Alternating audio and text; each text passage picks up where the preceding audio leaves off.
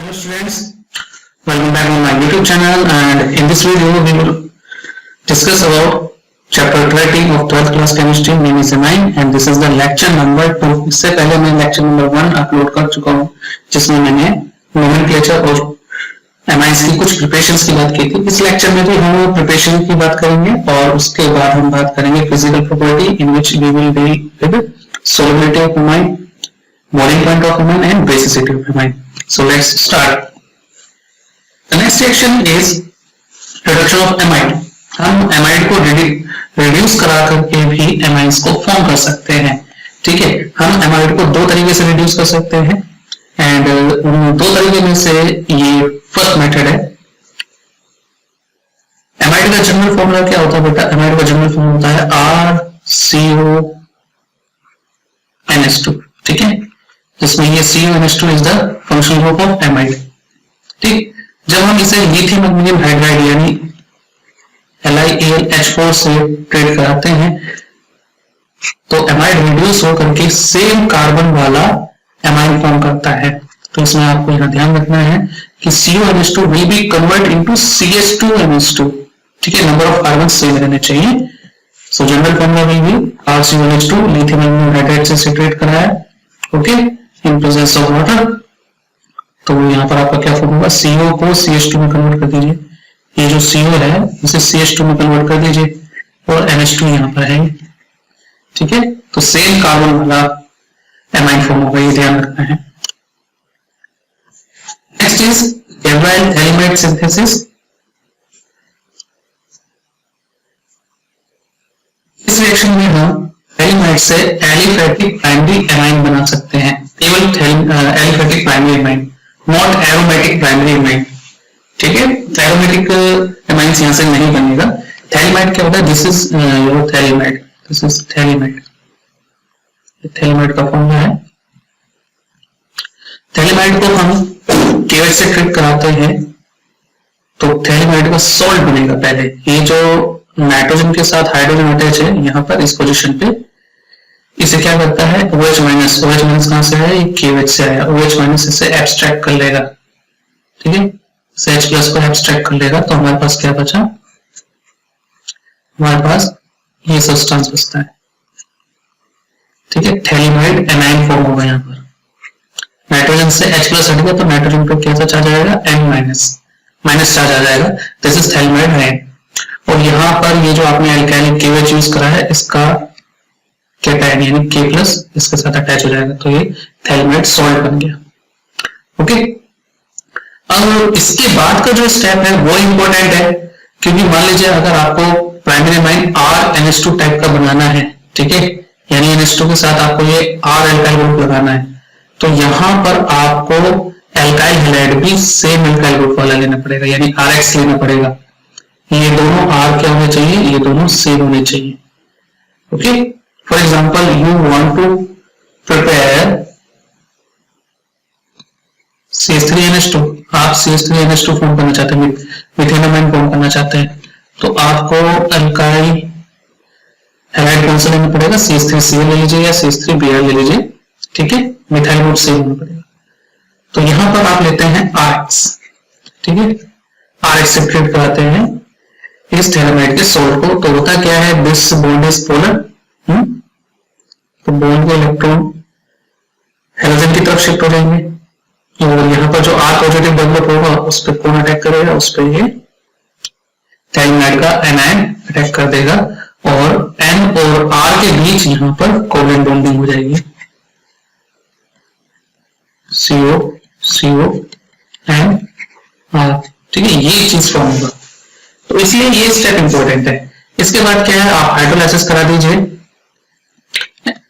Alkyl medium में hydrolysis करा दीजिए, तो एक्वस NaOH या NaOH/वाटर कुछ भी सिंबल आप यहाँ पर यूज कर सकते हैं।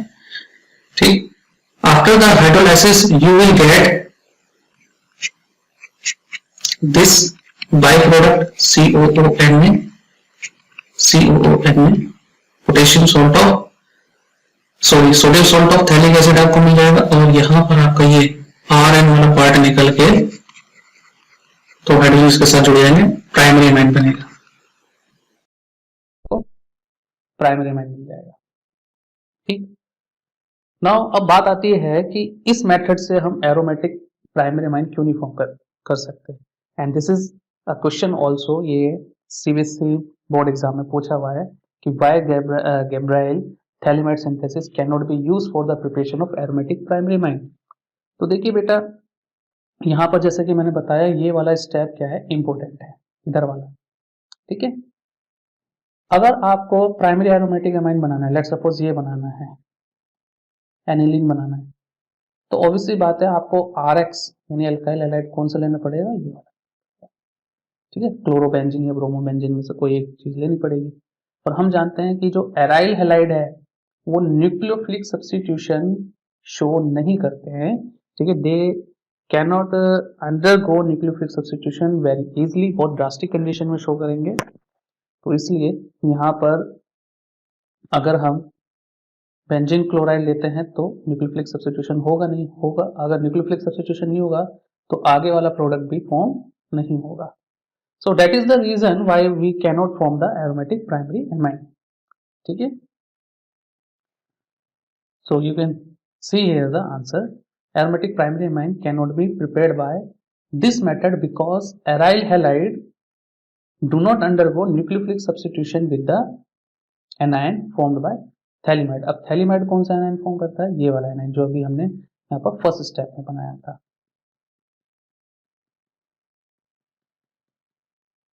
ठीक है, ये this is the phthalimide A9. तो ये आगे एराइल हैलाइड से रिएक्ट नहीं करेगा। ठीक है, now next method is also important, this is an important reaction. यहां पर भी हम एमाइड से क्या बनाएंगे, एमाइन बनाएंगे, but this time we are not going to use lithium aluminium hydride, क्योंकि जब हम लिथियम एल्यूमिनियम हाइड्राइड लेते हैं, अभी वीडियो के स्टार्टिंग में मैंने आपको बताया कि लिथियम एल्यूमिनियम हाइड्राइड लेते हैं तो हम सेम कार्बन वाला हैलाइड एमाइन फॉर्म करते हैं, सेम कार्बन वाला। ठीक है, for example we have taken the propanamide CH3CH2 CONH2। ठीक है, दिस इज द प्रोपेनामाइड, और हम लिथियम एल्यूमिनियम हाइड्राइड लेते हैं तो हमें क्या प्रोडक्ट मिलेगा, प्रोपेनामाइन मिलेगा, CH3CH2। ये CO को हम किस में कन्वर्ट करते हैं, CH2 में कन्वर्ट करते हैं, और NH2 है ही हमारे पास, यहाँ पर NH2 लगा हुआ है। तो you get the propanamine here, propanamine, और ये आपका क्या था, प्रोपेनामाइड। ठीक है, तो ये वाला मेथड नहीं यूज करना है। हॉफमैन ब्रोमोमाइड डिग्रेडेशन में एमाइड से एमाइन तो फॉर्म होता है लेकिन एक कार्बन कम वाला। It means if you are taking the propanamide, आपने 3 कार्बन वाला एमाइड ले रखा है propanamide, then after this reaction Hofmann bromamide degradation के बाद आपको क्या मिलेगा, 2 कार्बन वाला एमाइन मिलेगा, यानी इथेनामाइन मिलेगा। एक कार्बन डिग्रेड हो जाता है, कम हो जाता है, that's why we are using the word here degradation. ठीक है, और यहाँ पर ब्रोमीन और एमाइड की रिएक्शन हम NaOH के साथ कराते हैं तो इसलिए ये ब्रोमामाइड वर्ड यूज किया गया है। सो ओवरऑल रिएक्शन क्या हुई, हॉफमैन ब्रोमाइड डिग्रेडेशन। तो इस मेथड में हम एमाइड को ब्रोमीन के साथ ट्रीट कराते हैं in presence of ethanolic solution of sodium hydroxide.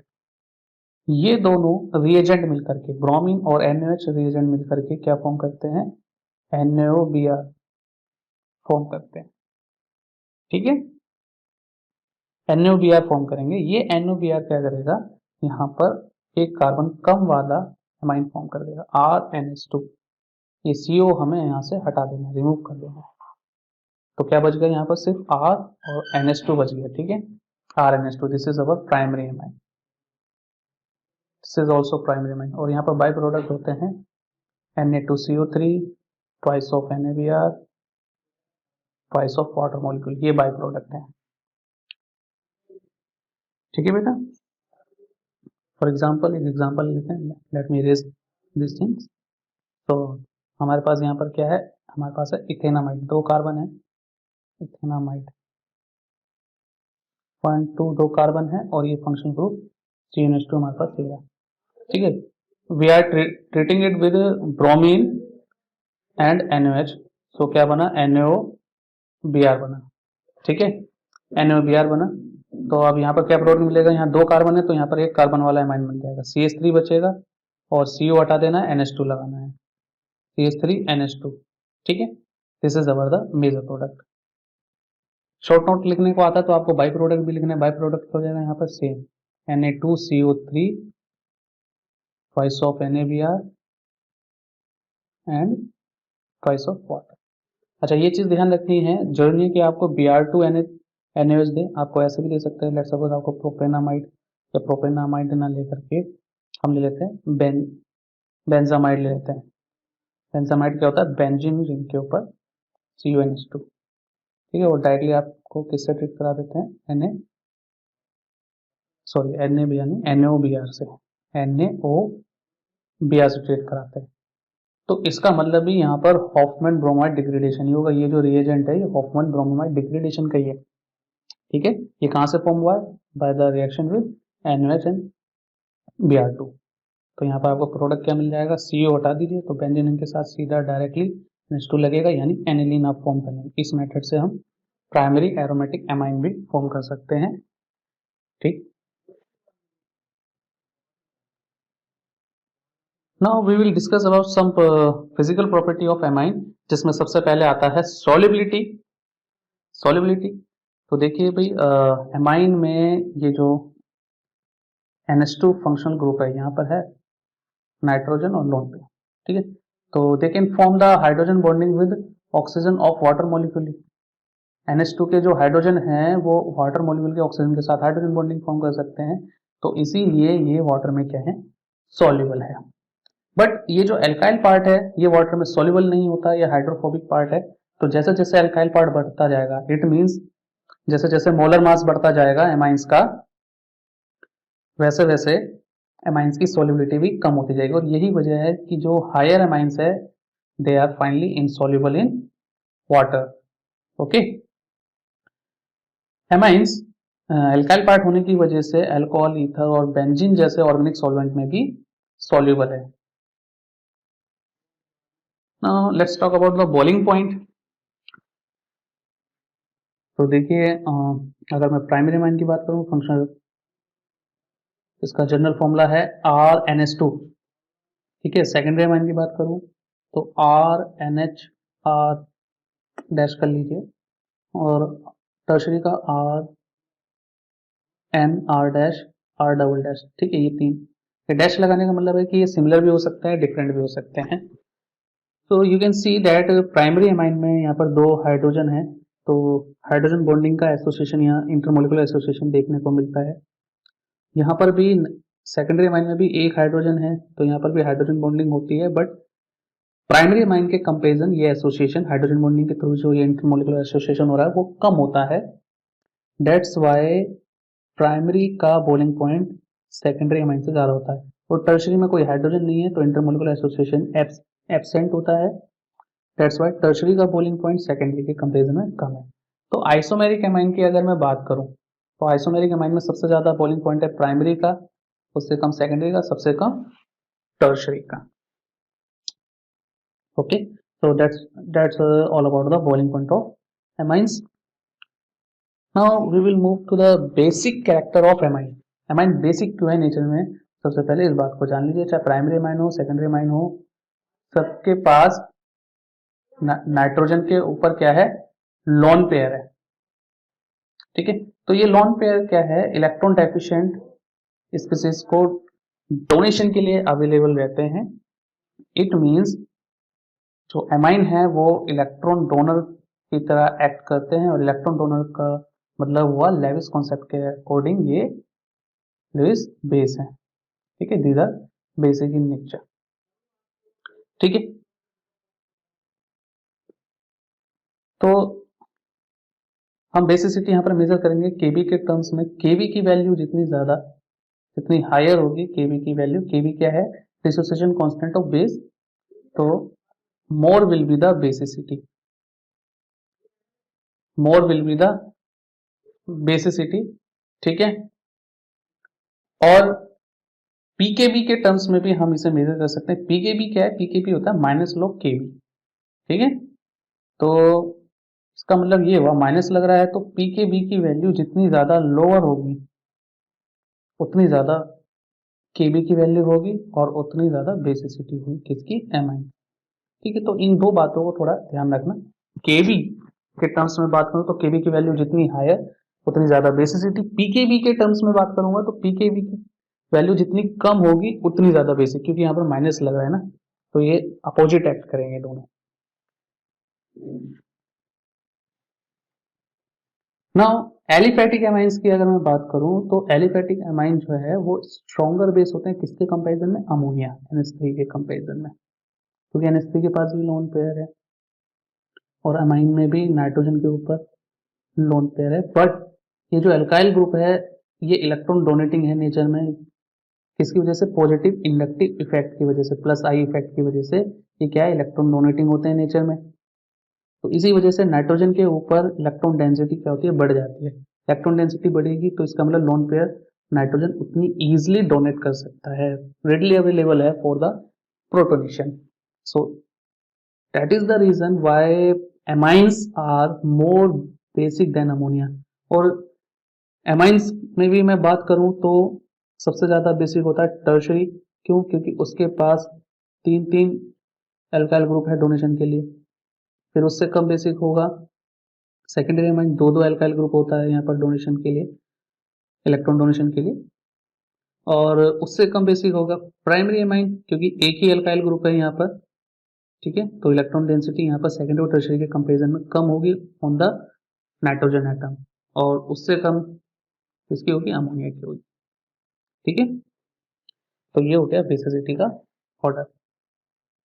वहीं दूसरी तरफ अगर मैं एरोमेटिक एमाइन या एराइल एमाइंस की बात करूं तो वो अमोनिया के कंपैरिजन में वीकर बेस होते हैं। वाई, क्योंकि जो एराइल पार्ट उनके साथ लगा हुआ है, जो एरोमेटिक रिंग या बेंजीन रिंग लगी होगी एमाइन ग्रुप के साथ, वो इलेक्ट्रॉन डोनेट नहीं करते, वो इलेक्ट्रॉन विड्रॉ करेंगे, अपोजिट है। एराइल पार्ट का इलेक्ट्रॉन विड्रॉइंग नेचर होता है, तो इसका मतलब ये हुआ कि वो नाइट्रोजन के ऊपर से इलेक्ट्रॉन डेंसिटी को बढ़ाने की जगह कम करते हैं। और अगर इलेक्ट्रॉन डेंसिटी नाइट्रोजन के ऊपर कम होगी तो जो नाइट्रोजन का लोन पेयर है वो प्रोटोनेशन के लिए अवेलेबल कम हो पाएगा, लेस अवेलेबल होगा।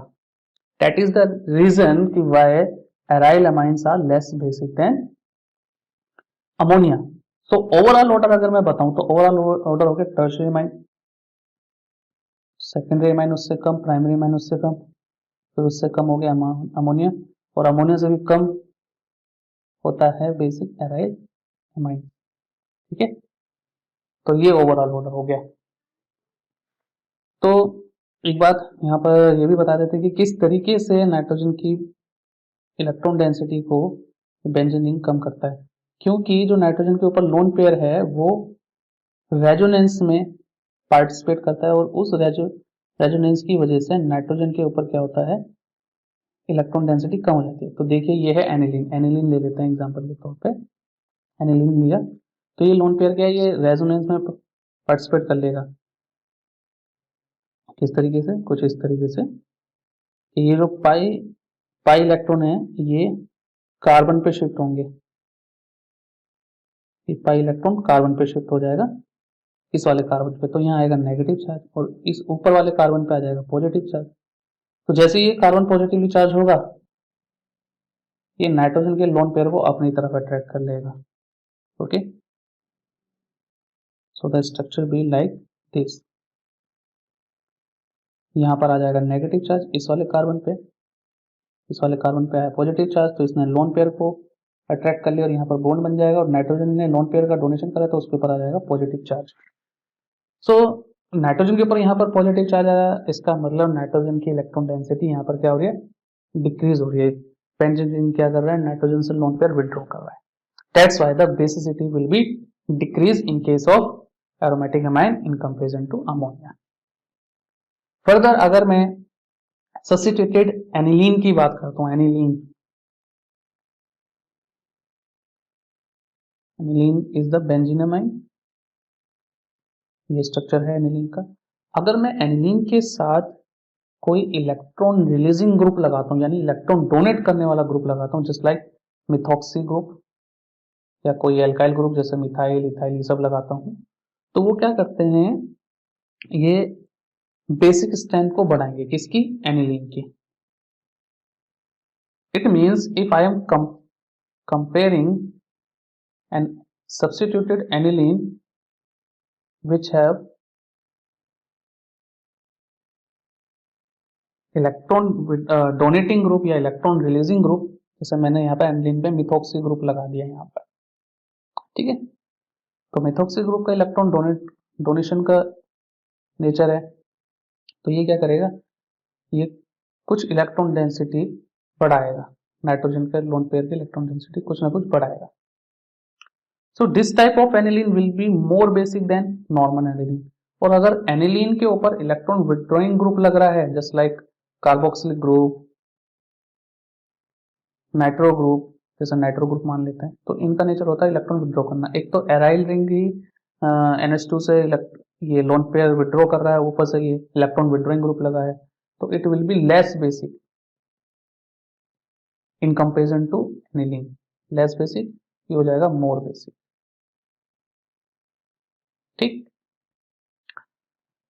Now if I discuss about the basic strength of methyl substituted amine और ethyl substituted amine in aqueous medium, यानी वाटर में अगर ये अमाइन डिजोल्व हैं, तो इनकी बेसिक स्ट्रेंथ का जो ऑर्डर है वो चेंज हो जाएगा. अभी तक जो मैंने बेसिक स्ट्रेंथ का ऑर्डर डिस्कस करा वो गैसियस फेज में. एक्वस फेज में क्या होता है, कुछ दूसरे इफेक्ट भी, जस्ट लाइक सॉल्वेशन इफेक्ट और साइज, माइन का साइज भी क्या करेगा, ये बेसिसिटी को अफेक्ट करते हैं, तो इसलिए ऑर्डर जो है वो थोड़ा सा चेंज हो जाता है. तो अगर मैं मिथाइल सब्स्टिट्यूटेड एमाइंस की बात करता हूं, मिथाइल सब्स्टिट्यूटेड एमाइन का मतलब आप प्राइमरी एमाइन ले लीजिए CH3NH2, सेकेंडरी एमाइन लीजिए तो दो मिथाइल ग्रुप लग जाएगा CH3 होल ट्वाइस, NH आएगा यहाँ पर NH. टर्शरी एमाइन की बात कीजिए तो CH3 होल थ्राइस N आ जाएगा. तो यहाँ पर आपको ध्यान रखना है 213, इसका मतलब ये हुआ कि सेकेंडरी मिथाइल सब्स्टिट्यूटेड एमाइन है, उसकी बेसिसिटी सबसे ज्यादा होगी, नंबर 1.